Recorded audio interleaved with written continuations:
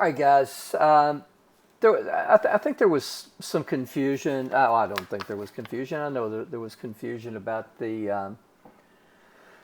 um, the standard errors, how they differ for the confidence intervals and uh, the test of the critical value.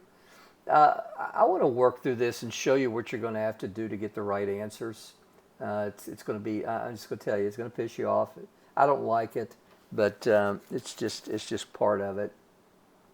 Okay. Anyway, let's get to it. So first of all, we have a sample. Looks like our first sample was 50 out of 100, and our second sample was 60 out of 100. Now, I want to show you what's going to happen if you try to use stack crunch to work these problems. So we want to test at 0.05 if there's a difference. So we're looking for equal to in the null hypothesis and not equal to in the alternative hypothesis. So that's the easy part. Calculate the test statistic z-stat. Now, you know what you would think that you would do. You would think that you would go to stack crunch, and you would go to stat, and you would go to proportion stat to sample, and with summary. But let me show you what happens. If you go with summary, so sample number 1 was 50 out of 100.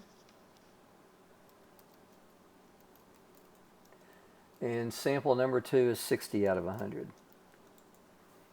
And this is extremely frustrating. I'll just go ahead and let you in on it.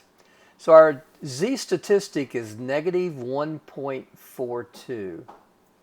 It says to go to 2 places, so our z statistic is negative 1.42, right? And it worked.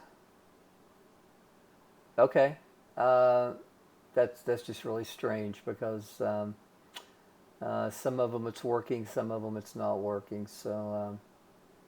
Well, okay. Well, primarily the reason I wanted to do this is to get to the confidence interval. So the p-value to what was it? To 3 places is 0.155. Luckily, this will definitely work. And now we get into, determine a conclusion. So 0.155 is above 0.05, so we fail to reject, so we do not reject the null. So there is insufficient evidence to support that there's a difference. Now we get to the confidence interval, and it wants us to go to 4 places. So reasonable people would assume.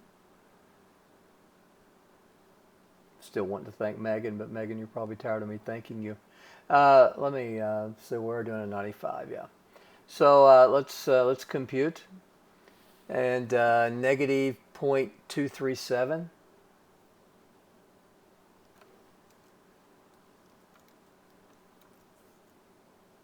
Up to 0.037.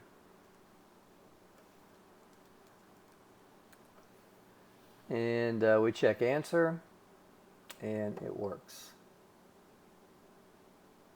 Okay. Well,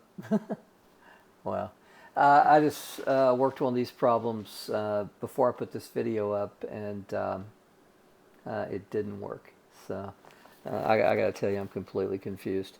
So boys and girls, use the stack crunch, and it looks like to me that it's actually going to work. So I guess that's good. All right, so take care.